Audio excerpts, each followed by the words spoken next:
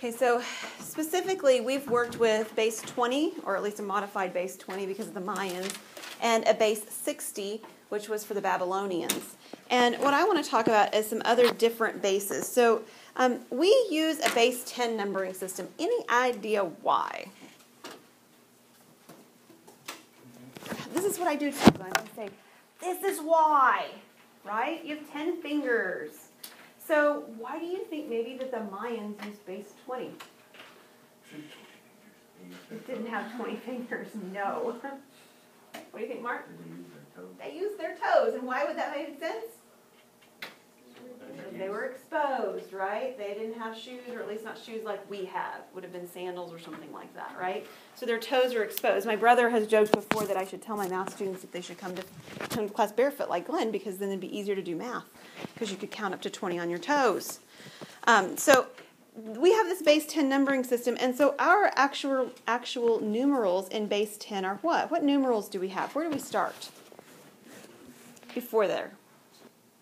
0. We have a numeral for the number 0.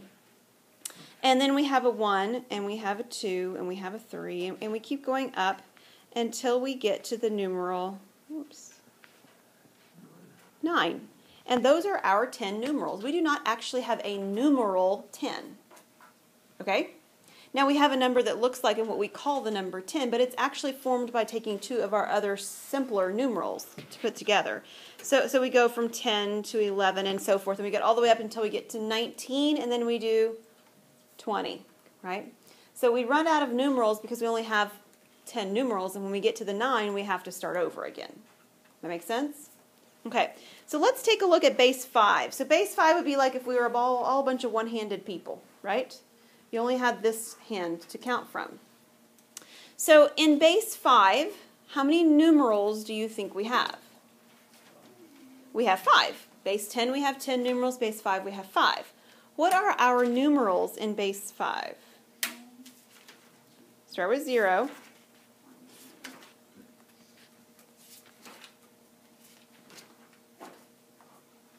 It's coming.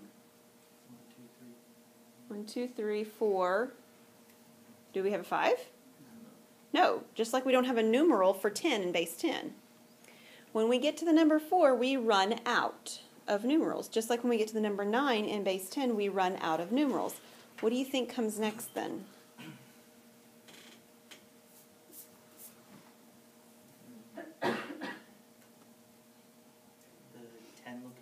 The one that looks like 10, and we will simply call it 1, 0.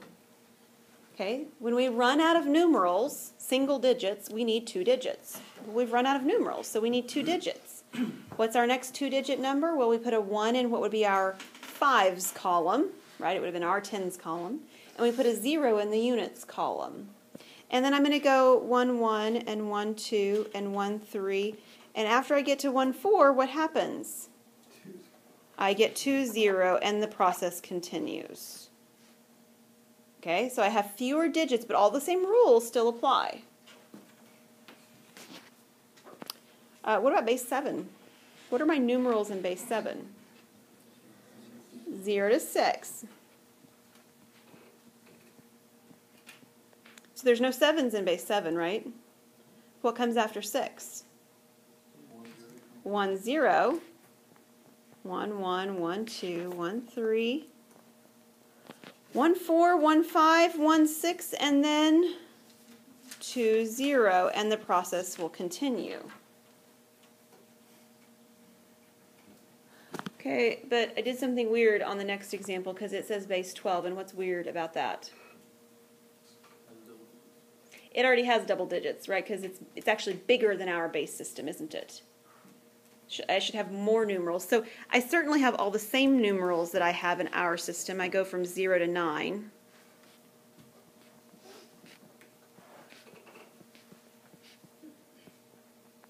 And then I run into a problem.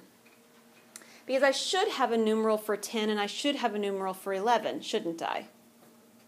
Right? I should go all the way up until I get to 12, and I don't have numerals because this is bigger than our base system. There are different things that different books will do. Some books will start using the first letter of the word. So like they'd use T for 10 and E for 11. But just imagine, what if you were in base 16? When you get to 12, what are you going to do? T again? Well, that's sort of problematic because you already did T for 10. So what your book does, which I think is a little bit more general, is that it starts using the letters of the alphabet. Okay, so A will be 10, and B will be 11. And if we were to need something larger later on, the next one would be C, and then D, and so forth. Okay, so we're just going to go down the alphabet until we get to where we need to stop. So this is equivalent to 10, and this is equivalent to 11. And I know that's enough because there's no 12 in base 12, right? This is yes. Sure. Okay, sure will work. Yeah, there's no 12 in base 12. So what do you think comes after B? C?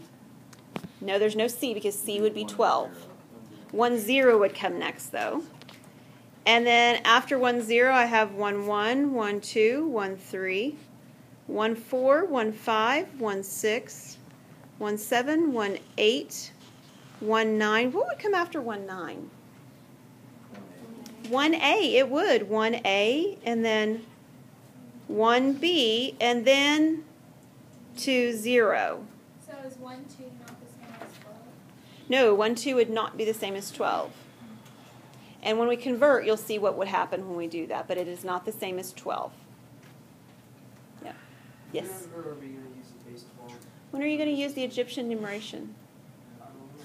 I was just curious. This is one of the things that this does, and I know that not everyone in here is an education major, but one of the things that it does for those who are geared towards that, or if you plan to have children one day, is that this really helps you to stop and think what we do in base 10 with our numbers. Okay? Because addition and subtraction is easy for you. At least I hope so. Okay? It's easy for you because you've been doing it forever. So when you work with a 5-year-old because you're their dad, or when you work with a 5-year-old because they're your teacher, and you're looking at that and you're going, what is your problem? Why can't you do 10 minus 3? You have to stop and think, why are they struggling with this idea? And this is one of those things that helps you to do that, is working with other bases. Now, there are legitimate uses for some of the other bases. Does anybody know some uses for some other bases? Glenn, I figured you would. In design, we have a hexadecimal color system. And hexadecimal is base 16. 16. Base 16 has a practical application. There's another one, too. Do you guys know another one that has a practical application?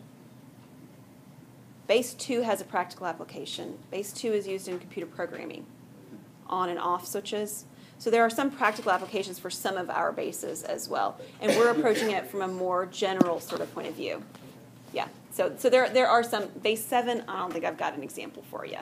But I am going to give you examples of how to think in these different bases as we work, and I'll show you what I mean by that. Before we actually convert between our base and this base and all this kind of stuff, what I want you to think about on this examples 1 and 2 is the numbers that come right before and right after a number. So that's kind of where we just came from, is looking at writing out a list of numbers. So if we're in base 5, what number comes before 1, 4? 1, 3. And you have to see what we're doing here too. This is 1, 3, and in order for me to know what base you're in, you have to tell me, and the way you tell me is by writing it as a subscript next to it. So this is 1, 3, base 5. Some books will actually have you write it as a subscript like this. I'm going to show it to you, not because I want you to use it, but because if you see it somewhere, I want you to know what they're doing. This, especially because some of you don't really have the neatest of handwriting, can start to look an awful lot like 13 times 5, which is why it's not probably the best notation. I don't have that confusion possibility if I write it the first way I did. Does that make sense? But there are some books that will do that. All right, so let's do one more. The number after 1, 4. 2, 0. Yeah.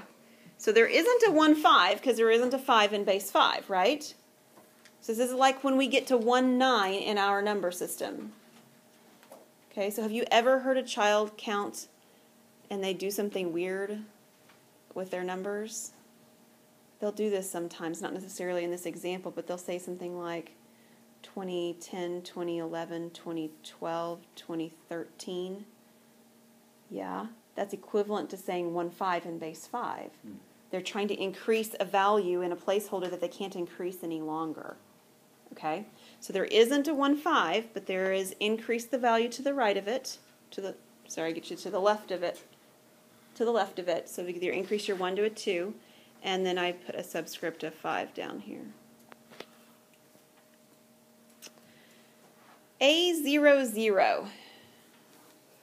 Now, I chose these two examples on purpose. One because one's a smaller base than you're familiar with working, and the other one because it's larger. But I also chose this example because if you take a look at problem number 1, writing the number before 1,4 was easy, right? But you actually had to stop and think a little bit for the number right after. It wasn't quite so automatic. And this problem, it's the opposite. The number after A00 is quite easy. What comes after A00? A01. So that one's rather automatic. And again, you write the 12 down there next to it. But it's the number before that you have to think. What comes before A00? Would it be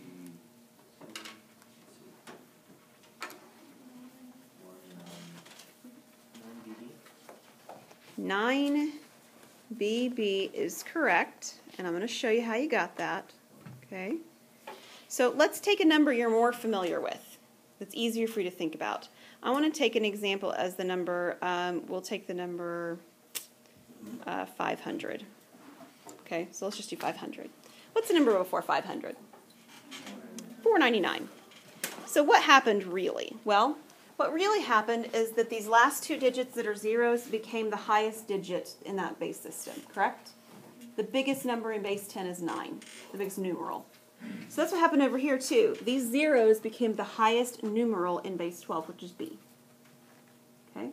And then what happened from my 5 to get to a 4? Well, it's just the numeral that's 1 less, correct? What's the numeral 1 less than A? It is 9. Okay? So if you're struggling, try to create a similar example in our system to try and think about what do we do here. Okay, what do? I actually decrease this one, and I make these two the largest they can be, and so forth. Okay? So, giving you an idea of what's coming up. What we're doing next, okay, is we're going to be taking numbers in other bases and putting them in our base. And then we're going to be taking numbers in our base and putting them into other bases. And that sounds very familiar, because we did that with Mayans and Babylonians and Chinese and everybody else already. Okay?